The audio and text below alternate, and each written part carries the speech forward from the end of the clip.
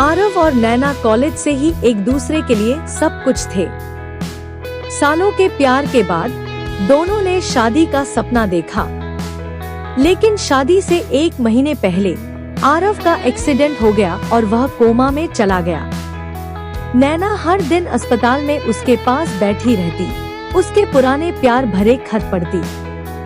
एक दिन उसे एक लिफाफा मिला जिस पर लिखा था, अगर मैं ना लौटूं तो ही खोलना। कांपते हाथों से नैना ने खत खोला। लिखा था, अगर जिंदगी मुझसे तुझे छीन ले तो वादा कर हर सुबह मुस्कुराएगी, क्योंकि मैं तुझे उसी मुस्कान में फिर से पाऊंगा। नैना की आंखों से आंसू बहने लगे। उसने धीरे से कहा, मैं वादा करती हूँ। तभी आरव की उंगलियां हिली। नैना चौंकी। आरव ने आंखें खोली और मुस्कुराते हुए पूछा, क्या तुमने वादा निभाया? नैना हंसते हुए बोली, अभी अभी किया, और तुम लौट आए। आयुष हर शाम अपनी छत पर जाता और सामने वाली बिल्डिंग की छत पर खड़ी एक लड़की को चुपचाप देखता।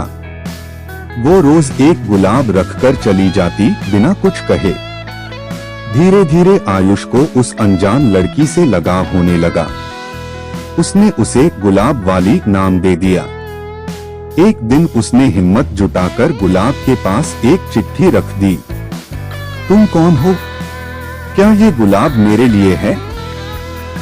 अगले दिन जवाब मिला, अगर तुम वही हो जो मैं समझ रही हूँ तो छत पर मिलो शाम 5 बजे। वो समय से पहुँच गया, पर वहाँ आई उसकी पुरानी दोस्त अनवी, जो बचपन में बोल नहीं पाती थी। आयुष बोला, तुम इतनी बड़ी हो गई हो और सुंदर भी कि मैंने तुम्हें पहचान ही नहीं पाया। उसने फोन पर लिखा दिखाया, मैं तब भी तुमसे प्यार करती थी, आज भी करती हूँ। गुलाब हमेशा से तुम्हारे लिए थे।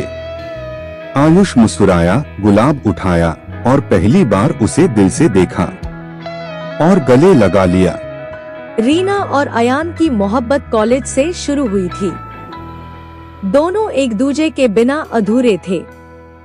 शादी की बात चली तो रीना के घरवाले जाति का हवाला देकर मान गए, पर अयान के घरवालों ने सख्त मना कर दिया। अयान ने घर छोड़ने का फैसला किया। शादी वाले दिन रीना मंडप में इंतजार करती रही, लेकिन अयान नहीं आया। अगले दिन खबर आई, अयान ने खुद को खत्म कर लिया, क्योंकि उसके पिता ने धमकी दी थी कि अगर वो शादी करेगा तो खुदकुशी कर लेंगे। रीना ने उसकी आखिरी चिट्ठी पढ़ी। मुझे माफ करना, मैं तुम्हें जीवन नहीं दे सका, लेकिन प्यार कभी मरा नहीं। मेरी रूह हर जन्म में तुझे ढूंढेगी। रीना ने उसी वक्त सिंदूर निकालकर अपनी मांग भरी और कहा, आज से मैं उसकी विधवा हूँ। उस दिन प्यार तो जीता, मगर 2 दिल हार गए। राजन एक छोटे से गांव का डाकिया था। बरसों से हर घर तक चिट्ठियां पहुंचाता आ रहा था, लेकिन आज उसने एक बहुत पुरानी धूल भरी चिट्ठी देखी, बिना नाम की, बिना पता लिखी हुई। जिज्ञासावश उसने चिट्ठी खोल ली। अंदर लिखा था, जिसे ये चिट्ठी मिले वो मुझे मेरी गलती के लिए माफ कर दे। मैंने अपने भाई को धोखा दिया, अब मुझे शांति नहीं मिल रही। राजन को अजीब सा महसूस हुआ। अगले दिन गांव के एक बुजुर्ग ने उसे बुलाया। राजन बेटा, तुझे मेरे भाई की चिट्ठी मिली? राजन चौंका, आपको कैसे पता?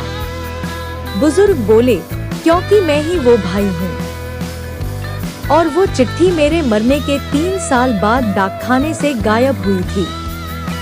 राजन की आंखें फटी रह गईं। फिर आपने बुलाया कैसे? बुजुर्ग मुस्कुराए, बेटा मैं 3 साल पहले ही मर चुका हूँ। पीछे देखा तो वह कुर्सी खाली थी, केवल चिट्ठी और एक बर्फ सी ठंडी हवा चल रही थी।